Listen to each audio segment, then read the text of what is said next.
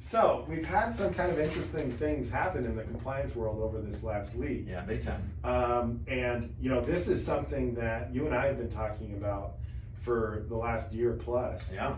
But now that a lot of so basically what we're talking about is about a year or so ago, there was a big story that broke that the FBI had been tapping a bunch of coaches and players and schools, and found out that there was this underbelly of college basketball where a lot of these players were getting paid by runners to go to specific schools through shoe companies. Yeah. Yeah. And so, and this was kind of, they call it kind of the Adidas or the Nike scandal. Yeah.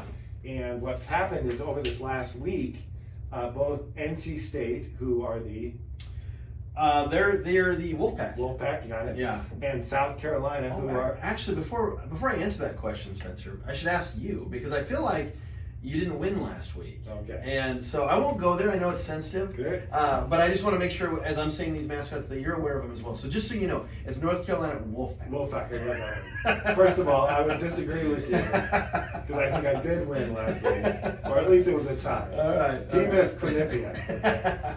And then secondly, the second school is South Carolina, and they are the they're Gamecocks. Gamecocks. There you go. Absolutely. So both North Carolina State and ACC and South Carolina SEC, so two big schools, are got put on notice by the NCAA of level 1 violations. Yeah. So first of all, for the listeners, what's a level 1 violation? Level 1 is the most severe violation. I mean, this is a major.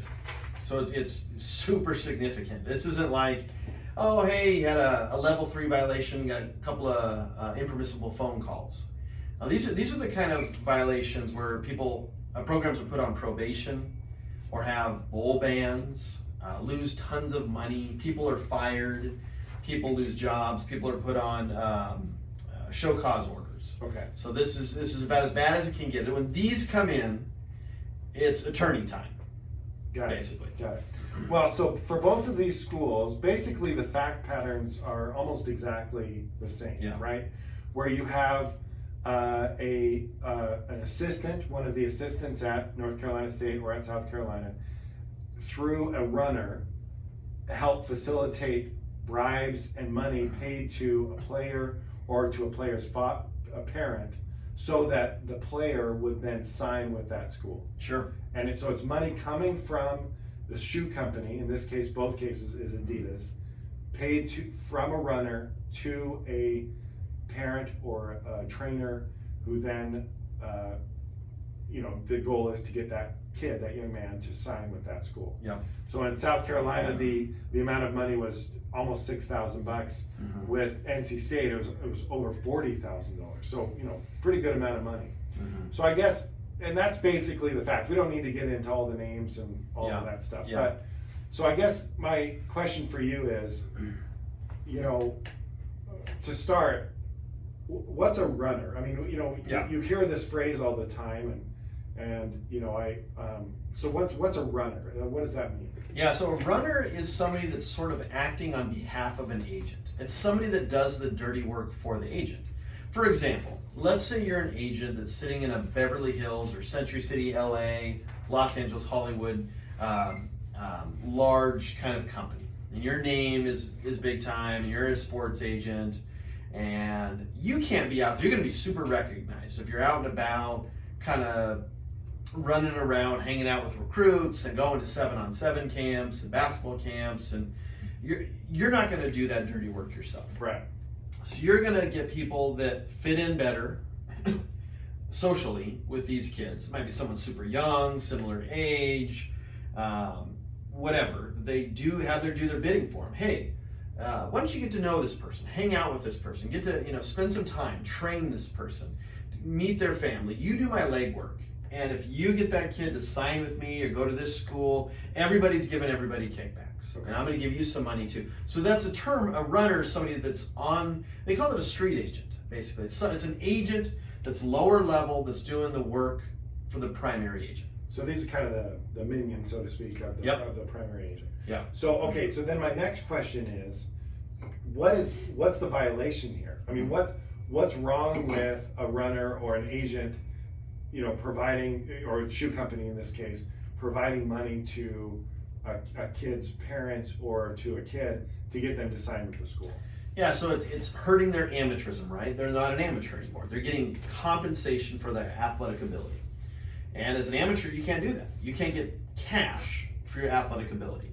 And for a while now, there's this giant conveyor belt, actually, of how it sort of works. And I'm going to just wrap it up. And I said we could have a whole topic on this. But right. And we probably should. And probably should. It's really complex and it's very serious. And when I was at USC, I would spend a lot of my time getting to know some of all the major players are in Los Angeles, a lot of them. And they branch off too, but there's companies, by the name of Premium, who's close to, just look it up, Google Premium, and you're going to see Premium Sports, and you're going to see hashtag Team Adidas, and Adidas and Three Stripes Club, and you're going to have all of these, they serve as trainers, they serve as advisors, agents, runners. They're not all bad people, but they're all doing a function, and their function is to get kids around middle school age and get to know them, befriend them, offer them free training, get to know the family, establish that relationship. You get to high school and they start vetting out which kids are really good, which kids are going to have a chance to go to a school. And I can help steer this kid to a certain school, right? And maybe I get a kickback from somebody by tossing them that way. And maybe a shoe company says, well, we want that star kid wearing Adidas. We don't want him wearing Nike. We want him to go to an Adidas school. Or they can come to our Adidas camps and get some exposure for our gear. And so let's start paying some kids. And so you get this kind of system, a conveyor belt of middle school, high school to college. They're still steered to certain high schools, certain coaches. Those college coaches, in conjunction with these trainers, steer them to certain schools, and everything's given a kickback. And then from the college, they go to the NFL or the NBA to certain agents, and it's all kickbacks. And it's this giant conveyor belt with all of these people hanging on, getting kickbacks, steering people, and in the end, it's meat running. It's running the meat of a player. It's abusing a player and his family. But oftentimes, sometimes the families are poor. They're single parents, or they just, they're laborers. They don't have any money. And for them, $30,000, $40,000, $50,000 is life-changing money. And they think, gosh, who cares? I'm going to take this money, and nobody's really going to know. Somebody always finds out. There's always strings attached to it. You can get blackmailed. And if you've taken money, and this is the education I used to always use to kids. I said, that person might promise you secrets and say they'll tell nobody. No, I'm not going to tell anybody. We're going to handle in cash only. You talk to the dad. Nobody's going to know. Nobody has to know. But that guy now has it on you. If you ever screw that guy or go back on a commitment, he's going to out you, or he's going to leak it to somebody. And so now the rest of your life, you're beholden to somebody that can blackmail you. And so that's kind of what's going on here. And there's this giant underbelly that's been controlling basketball and football. The shoe companies are getting involved at grassroots level. It's not Adidas corporate, but it's Adidas runners, basically, at grassroots level people. Nike may be involved as well. We don't know. Some of that's shaking out, and I don't know all the legalities of it, but some of this stuff I've just read. These are some rumors. So I'm not trying to badmouth any shoe companies that do great things, but they are involved. They just are, and heavily. And so that's kind of how it's been working. Yeah, it'll be interesting. Again, these are just notice of allegations. Yep, yeah, nothing. We know some of the facts, but we don't know all the facts. It's something that we're going to be monitoring as we go along. We may even call some former people who've been on our podcast to get their thoughts on it once some of these more of the facts come out, maybe some of the more allegations, we understand more. But this is serious stuff. Yeah, really serious. Honestly, if you Google the images, I'm going to tell the listeners to do this too. Google Premium Sports Urban Meyer. You'll see a picture of Urban Meyer's pointing at a truck that has premium written on it by a recruit. Premium Sports, or Stars down in Los Angeles. Stars training facility. Some of these names, these are good people. They're hardworking people. They get around. They know a lot of different people. It's people like this, and some of these, Adidas, and some of these people that are really good people, but they can also cause problems for people if they do things that are against the rules. Right. And so compliance officers want to make sure they connect with these people, make sure they're educated, everybody knows. Because I believe a lot of these places actually want to just do the right thing and help the kid. They want to get the kid a scholarship, get him to the pros. They're not trying to do bad things, but some are. And so you want to be really cautious with that area. It can be a little, and when I name Stars and Premium, by the way, they do a lot of stuff right. And they train a lot of kids, and that's why I named them, is because they're kind of more on the up and up. Right.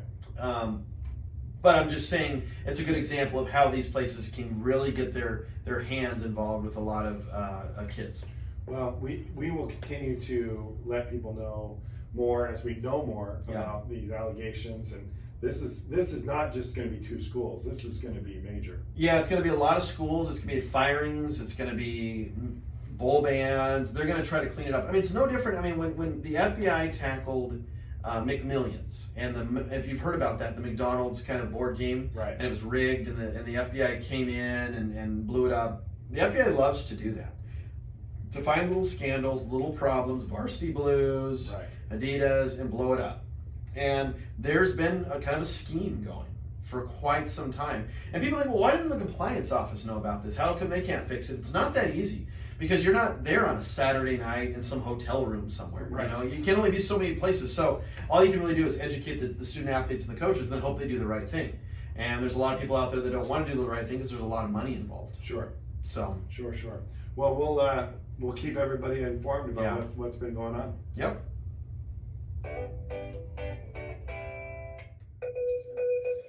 All right. Well, that sound means we're going to the phones again. Going to the phones. We're gonna be talking to Alex Collins at Ole Miss. Oh yeah. And what's his position? So he does recruiting for football, and so he's basically Lane Kiffin's right-hand man. And so he sort of helps bring the talent in the door at a major SEC school. That's cool. Well, as always, this phone call is going to be brought to us by Welch, Bruin & Green. We are a Portland-based law firm specializing in workers' comp, personal injury, social security, disability, and what else? Yeah, collegiate sports law, and we can do basically anything a compliance office could do for you. If you're an administrator, a coach, a student athlete, a parent, we can do consulting services for you on a kind of an hourly basis or flat rate fee. We'll come up with an arrangement and help you out. And you can give us a call at 503-221-0870. Email us at collegesportsattorneys@gmail.com. It should be right here. Yeah. And they can also email you at what? Yeah, aprice at wbgatty.com. Or you. Or me at skelly@wbgatty.com. Feel free to give us a call, 503-221-0870. All right, well, what does that sound mean, Eric? Well, the exciting news this week is we're going to be talking to Alex Collins, who works at Ole Miss.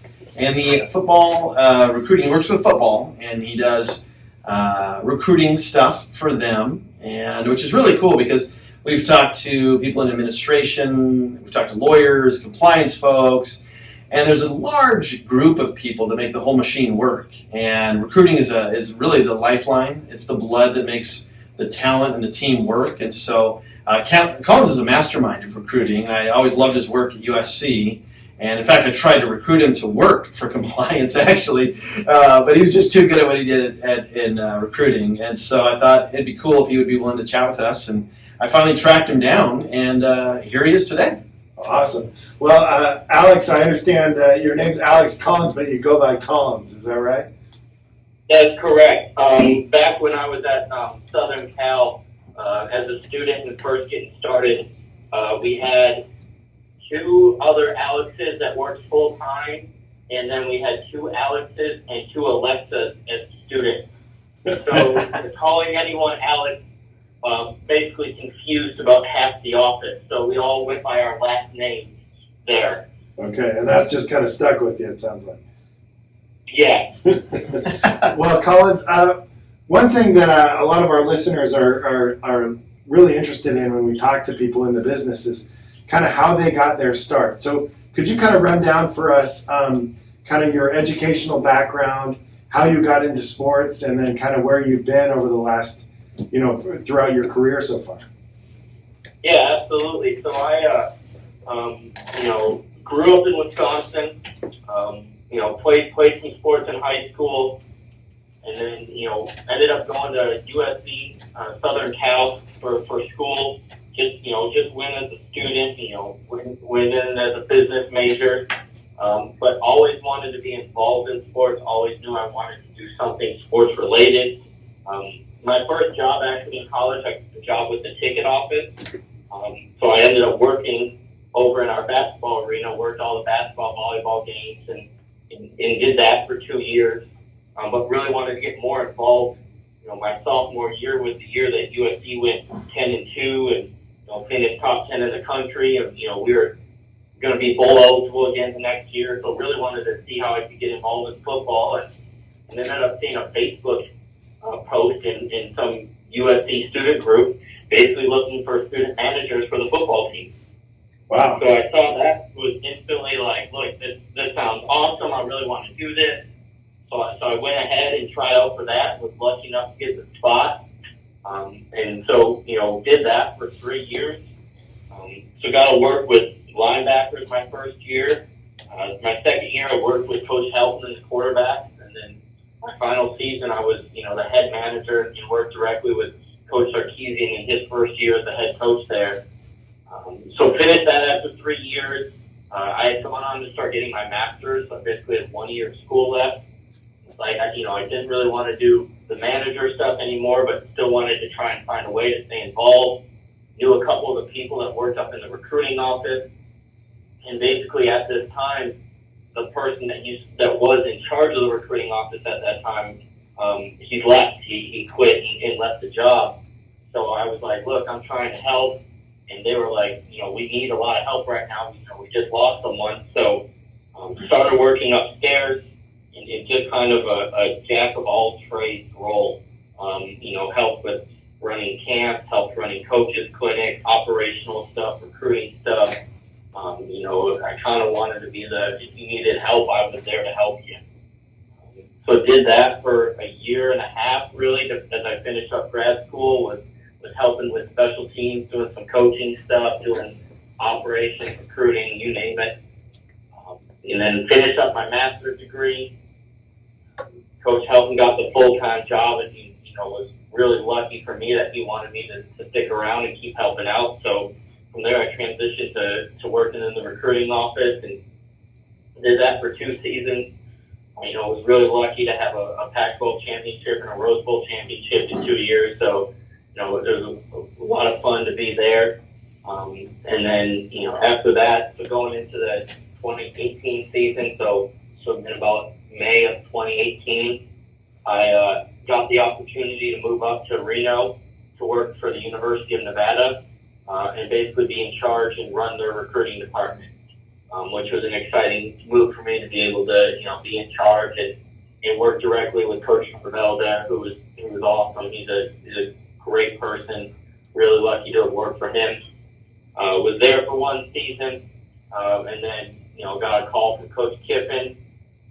They needed someone at Florida Atlantic to work, and I worked with him as a student. Was always really impressed with him there.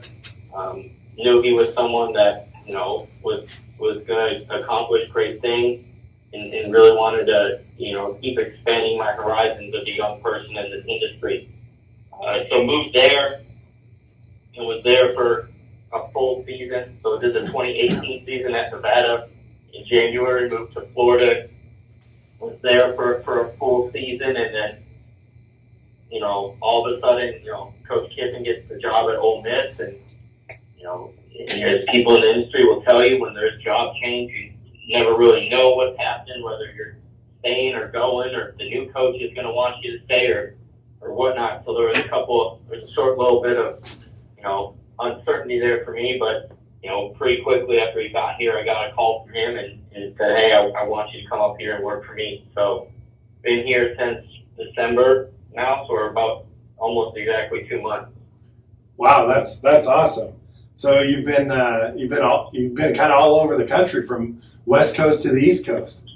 I've been all over the country. I've been very lucky to work places that some of the best weather in college football. Yeah, right. And, Reno was awesome.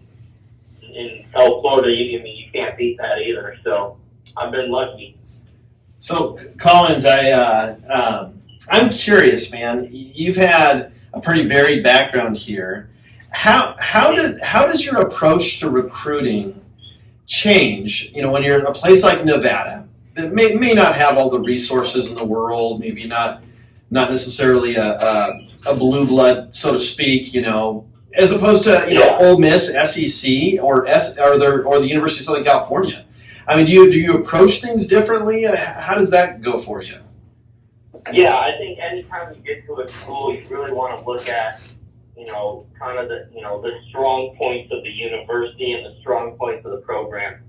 And the thing I've always thought too is it's never about the place, it's always about the people. And that's what I've always told. And yes, being at an SEC program or a Pac-12 program, you do have certain advantages as far as your facilities and your resources and different things like that do give you an advantage in recruiting. But I've always been a believer in that your people are your most important thing. I always said you look at the top academic universities, Harvard, Yale, MIT. They're no different. They might have better resources, but they have the same buildings. They have the same everything. What makes those places special is the people that are there. And I've always told kids the same thing. Don't get caught up in the things they have. Get caught up in the people, because it's the people that make a place special. Yeah. USC wins football games because of the coaches and the players that it has there. Not because everyone's field is the same dimensions. Everyone plays by the same rules. So I've always tried to make it about the people. But when you are at different places, every school has its selling points. And you look at what sort of kids do we recruit, where do we recruit, and what would make them want to come here. Is it the opportunity? Is it the town? Is it, the weather? Knowing what academic programs are really, good at that school. So if a kid says, oh, I want to go into, earth engineering or something like that. Well, Nevada had a great program with all the mining in the state. That was one of the best programs they had there. So we knew that if a kid said engineering, that's what we were really going to push. Yeah. You look at a school like USC that had the business school and the comms program, or if you had anyone at USC that wanted to get into entertainment, music development, movies, those sorts of, we hammered Hollywood at that point. So I think it was always, knowing the strengths of the school, but also really doing a good job of knowing what each individual recruit is looking for, and making sure that they're aware of what your school has to offer that fits their priorities. So how do you get this information about recruits? The kind of what they're looking into as far as what their major is going to be or what they want to do in their future. Is that something that you just handle, kind of via interviews with them, or are you on the phone with them, texting them? What way do you get all that information? Yeah, you're texting with kids and you're DMing them on Twitter, and really it's a team effort.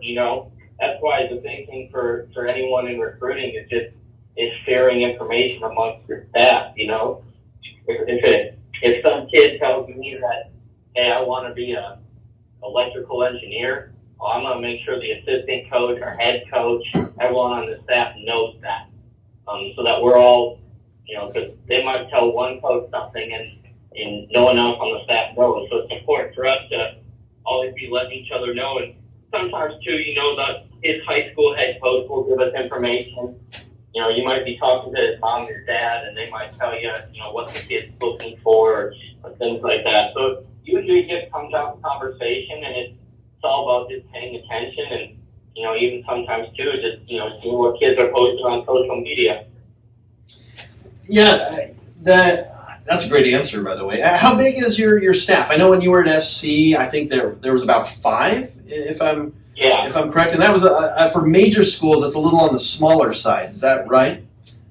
Yeah, we'll be here. We're going to be about we'll be about 9. I want to say we'll be 9 full-time people, and then we have a department of about 15 to 20 students right now, and we're going to grow that. I would expect that to probably So it's all having it's hands on deck and Yeah. and getting people that that want to work in football and will put in hours, and students sometimes do some of the best work in as far as getting to know kids or spotting different things.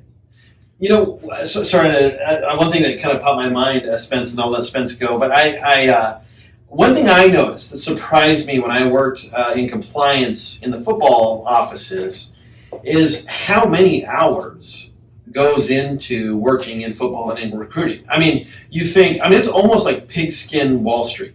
I'm not kidding. I mean, people come in at 5 a.m. Type hours, and when I would get to work at like 7:30 or 8, and I would feel like, yeah, I'm getting in nice and early, and it was like already Vegas there. People already running around, they're fully worked, and I'm thinking, what is going on here?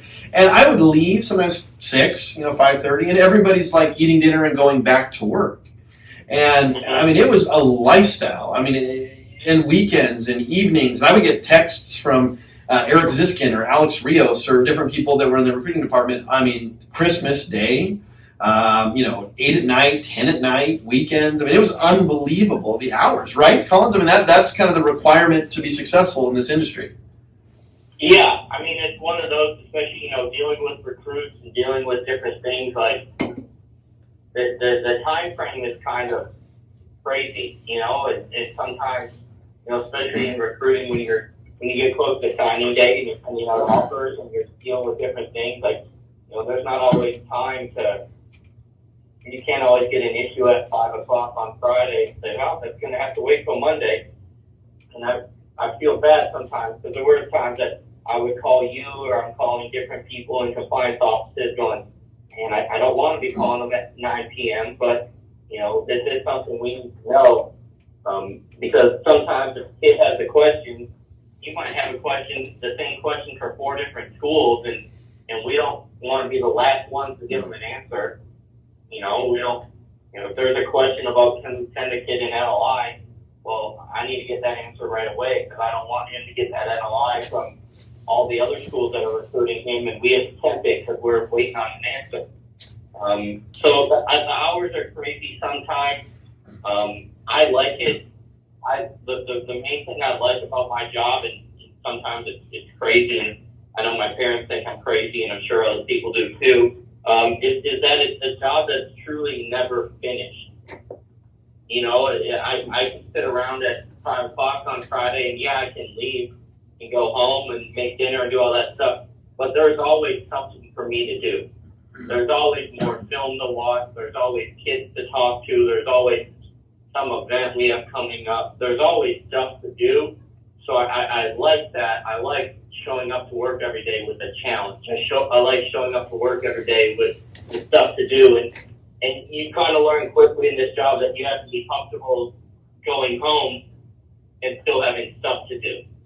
Because if you want to sit here and try and get everything done before you leave, you'll be here 24/7, 365. And actually, Aaron, that was the exact question I wanted to ask. I mean, Collins, the way you're talking, I was curious what a typical day is for you. I guess it would probably change depending on how you're getting, when you get closer and closer to the early signing period or now this most recent signing period. But I guess what's your typical day like? Showing up to work there in Mississippi now. What's it like for you? Yeah, I mean, a typical day for me right now, I usually kind of get in the office by 7, just to be here. The other thing, kind of combining this question with the last question, for me, when our coaches are here, that's when I'm busy, because I'm running around and watching film with coaches and meeting with them and talking with them. So that was why even at USC, like, Aaron, that's why we were always there early and we would leave late, is because I could get the most work done when the coaches weren't in the office. Like, when the coaches weren't there was my time to sit down at my desk, not get disturbed with questions or different tasks from them, but I could just truly sit at my desk and send out emails, watch my own tape that I need to watch. So, I try and get in at 7 so that I can kind of get some stuff done before coaches start getting in. As coaches start rolling in that's when you're talking with them of, hey, have you watched this kid at your position? Or they'll have a question of, hey, what coaches at my area do I need to see? And so, a lot of our job too is just putting the information in the right hands. So as the offensive staff watches a kid that they really like, or they're like, hey, this is a good player, but he might be a defensive player. Well, it's kind of my job to make sure that information gets over to the defensive staff and to make sure that they watch that. So during the day, it's a lot of just meeting with different coaches, meeting with our staff here, kind of overseeing the operation as far as what coaches are watching who. Do we like this kid? Do we not like this kid as much? Is he an offer guy? Is he a come to camp guy? So just kind of trying to answer questions throughout the day that we have on kids and keep it organized and orderly. Now, we just recently started what we call our fourth quarter, which is our workouts, is our intense, 5 weeks or so of workouts of getting our guys ready for spring practice. So we do that 4 days a week. So I go out to that. I try and be around, it is recruiting, but I'm also involved with our current players. But, in order to recruit, you kind of got to know what you have and know, and always be learning, at USC, as I've been there 4 or 5 years, we remember what guys look like coming out of high school and then see them develop throughout their time at the college. So I'm always trying to watch tape, not just on recruits, but watching our current players, seeing out our practices, just, willing to be around our players, help develop them. Because, obviously when we're winning, it makes it a lot easier to recruit. But, wanting these kids to be successful, helping our coaches with them on the field. So I'll go to workouts and watch the guys run around, watch them move. Kind of, especially being new here, I'm still trying to learn names and players and, just kind of getting to know the team. And then I'll come back in here and I'll probably watch a little bit of tape. It is Friday, so I'll get out of here probably by 6:30, go home. But, it all depends on the night sometimes. Sometimes I can get deep into tape and you're not paying attention to the time. And you look up and it's 8:15 and you're still here watching. So it kind of depends by the day. Yeah, it's a lot of work. I've witnessed it. I'm curious, Collins, is there a different philosophical approach between Clay Helton and Lane Kiffin as it comes to recruiting? Anything you noticed or approaches that you have or have seen that are different?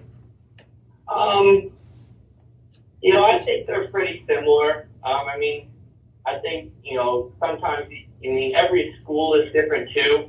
If you're a coach at one school, you might be able to recruit differently at USC than if you're at, FAU, even if you're the same coach.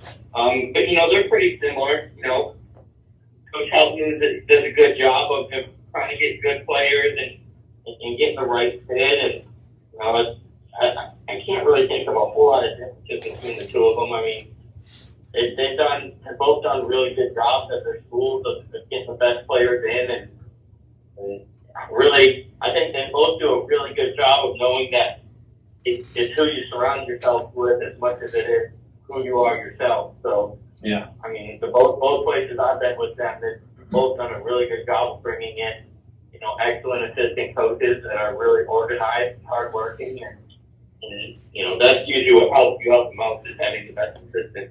Yeah, I feel like Lane does a great job of he's got to brand himself in a way, right? He's really good with social media. He's a celebrity sort of himself. I would compare him similar to maybe Harbaugh, or something to that respect, where people know who he is, even if you're not a really close follower of college football. You've heard the name, where maybe Clay Helton, maybe not as much. And I think that's a kudos to Lane, because it's that helps him, I think, professionally probably, but also get recruits. And what's your relationship with him? It sounds like obviously you and him are pretty close. Yeah, no, Lane is awesome. He's a great coach to work for. He's very attention detailed on things, and he will tell you exactly what you want, which is always the best coach to work for. Is someone that will, be direct with you and tell you exactly what's going on. He's very cerebral. He pays attention to everything. So you'll come back and he'll have 3 pages of notes on how official visits went or different things like that. So, I've been really lucky to work with him, and FAU and here now it's been a blessing to be able to work with him because he's a great coach. He listens, which I know sounds simple, but it's always great to have a coach that I can go into his office and say, hey, we need to recruit this kid, or hey, this is what's going on. This is what I need you to do, and he's always willing to do it. He keeps me on my toes because he's a smart guy. So if I ever walk into him with something he needs to do and a reason why he needs to do it, he's on board for anything. Hey, Collins, I'm curious what role, if any, or maybe a better way to put this. You've been in the recruiting game now. It sounds like for a number of years. And over the years, it seems like there's been more and more discussion about analytics and what role kind of statistics and analytics play in recruiting. And so I'm curious what your philosophy is as far as the use of analytics in recruiting versus just kind of the eye test. Like you see a kid and you just think, well, this kid is just great. Does that make sense? Yeah. I think it's a balance, obviously. There's always a little bit of both. I think analytics are very important, and they've been a huge, huge blessing on this industry. As far as, I think the main thing that's changed from 5-10 years ago to now is just access to verified data. We're not just watching films saying, hey, this kid looks fast, but we can watch his film and go, hey, his track times last year were this. He attended this camp, whether it's a Nike camp, an Under Armour camp, or whatever. He attended this camp. He ran the 40-yard dash, and this. His height was this. His weight was this. And those camps do a really good job of that. It's laser measured, verified times, and measurable. So we're not just watching tape and going, I hope he's 6'3", and he shows up for a game and he's 6 foot tall, or those things like that. So I think having access to verified data has been huge for us. Analytics, I've always struggled internally as far as analytics, as far as high school recruiting. I think football is it's difficult sometimes because, everything is so intertwined and players are coached differently, amongst different teams. I look at a sport like baseball where everything is a one-on-one battle. Right. When you're up to bat, it's just you against the pitcher. When you're pitching, it's just you against the batter. If someone hits a fly ball to you, it's you against the ball. So I think it's easier to isolate those one-on-one battles and do analytics. Versus football sometimes, different players are taught different things. Different teams use different schemes, especially at the high school level. That's one of the things we always try and find out is just what is this kid's football IQ and what is he being coached? And so, looking at, whenever we watch tape, we want to know, well, what school is he at? What sort is this, the biggest school in the state? Or, because sometimes, you'll watch a kid at a big school and he lifts 4 days a week and they have a full, off-season conditioning, and they might have a strength coach on staff and a full staff. Versus sometimes, you go to a school in a small town and, we've seen somewhere it's a shed, that's the weight room. And sometimes you talk to a high school coach and he's like, well, I coach everyone on offense and we have one coach that coaches everyone on defense and we're the only 2 coaches on the team. So we have to have different expectations from the guy that comes from the blue blood program versus the kid that might be the first kid ever in the history of the school to be a D1 football player. Right. So I think sometimes your analytics, they're helpful, but they don't always tell the full story on who a kid is, where he's coming from, and all those things that at the end of the day also impact success. Yeah. Well, Collins, man, we won't take much of your time. We know that this is Friday for you. You're super busy. You said a lot of interesting things, really helpful stuff. I appreciate kind of the insight into the football recruiting world. I mean, it is its own unique beast, and people that are listening now that haven't really, they're not really sure how it works, because you'll have 40, 50-year-old guys that are paying attention to where kids are verbally committing to, and it's a big deal. And when recruiting goes south, everybody knows, the blogs start heating up negatively, and what's going on with our coaches, why aren't they getting the right players, and vice versa. And you can really correlate recruiting to winning. I mean, it doesn't always exactly work that way, but if you look at the Alabamas of the world and the Ohio States and schools like that are pulling a lot of talent, they're winning. Oregon's pulling some talent right now, and they're winning. And so there's reasons for that. And I think USC recently made a pretty big hire to try to combat some of Oregon's recruiting efforts and get LA back a little bit. We'll see how that works. And Collins, I know that Lane Kiffin's and your staff are going to do a fantastic job of recruiting, no doubt. I'm excited just to watch it all come together, man. I think there's no doubt you guys are going to get that thing rolling. Yeah, no, it's an exciting time to be here for us. I mean, we got a new staff, a lot of great coaches. Both, I always tell recruits too, is you want coaches that are good recruiters, but they're even better football coaches.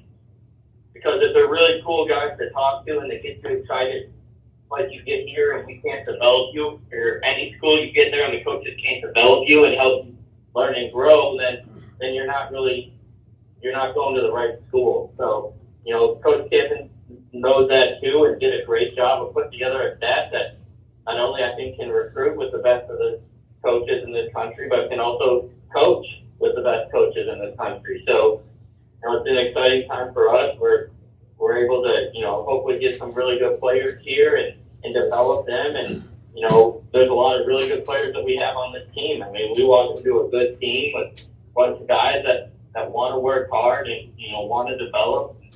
I think we're going to do some really good things here. So it's an exciting time to be here at Ole Miss and looking forward to seeing what we can do. Well, we'll certainly be cheering the Rebels on all season. So hopefully you have a great season. We'll be watching you guys. I appreciate it. All right, man. We'll take it easy, Collins. Keep in touch, and we'll be rooting for you, man. Absolutely. Thank you guys for having me on here. Anytime you want me, just let me know. Will do, man. Take care. Thank you. All right. Thank you. All right. Well, that was a spectacular interview with Collins. Yeah, really nice guy. I think that he knows his stuff. He's been around. He's a really hard worker. He fits the mold, though. You know what I mean? He's a smart guy, has a master's. He's single, doesn't have a family. That helps because you got to move all over the country. You got to work 100 hours a week to be really good at what you're doing. I do think that profession can be tough on people that are older, have a wife and kids and dog and house and can't move as much. It makes it harder. But I mean, he's doing his thing and he's working with Lane Kiffin. Lane Kiffin trusts him so much they brought him to 2 different schools. Yeah, that's impressive. Yeah. Well, he was a great guy. I thought that was a spectacular interview. Learned a lot, as we always do. We're going to end here, episode 16, with a couple of kind of interesting factoids here. Yeah. So the first is, a couple of weeks ago, we were talking about the University of Evansville University, who are the... Well, should I ask you, Spencer? No, I'm concerned about they're the Purple Aces. Purple Aces, right? And where the heck did the purple... Nobody knows where Purple Aces Well, came it's from. funny you should say that because a couple of weeks ago you asked, where did that name come from? Yeah. And we actually had a listener respond. Thomas Kelly responded and said, Evansville, he found this on Wikipedia. Evansville athletics were originally known as the Pioneers in the early 1900s. In the 1920s, the name Aces arose after a local sports writer wrote in a game story of the men's basketball team that they played like aces. The team has been known as the Purple Aces ever since. Really? So there you go. So he found that on the internet? He found that on the internet, and you can believe anything that you read on the internet. Yeah, I've heard that so many times. Who said that again? Abraham Lincoln. Abraham Lincoln did say that. Well, thank you, Mr. Kelly, for finding that for us. That's a great answer. That's it. That answers the question. That's right. I do have one more question I'll pose to the group. Okay, what's that? It's basically it's what division is IUP Punxsutawney? They're not in a division. They're not Division One. They're not any division. They're NAIA, right? Well, we'll have to ask the. We'll have to ask the audience. Good luck finding that answer. Yeah. So let's see if we can get an answer. Yeah. From What division the audience. is that? It's a Russian term, right? Is my understanding. Punxsutawney is not a Russian No. term. It's the name of a town. That's where the Groundhog Festival Okay. is. Yeah, if anybody can figure out what division they play in athletics, let me know. Okay. The other kind of funny thing that happened this week was there was a little snafu on the part of Target. Target in Minnesota was selling sweaters with the Minnesota Badgers on the sweater. Yeah. Now Minnesota, they are the Minnesota is the Golden Gophers. that's right. They're not the Badgers. Who are the Badgers? Wisconsin. So this was a big time snafu, and they did not consult. What city was this sold in? This was sold in Minneapolis. So they were intending the Golden Gophers. They were intending the Golden Gophers, but that was a big snafu. That's really big. You wonder who printed that. Is there licensing concerns? How did that happen? I don't know, but whatever they did it wrong. The colors were right.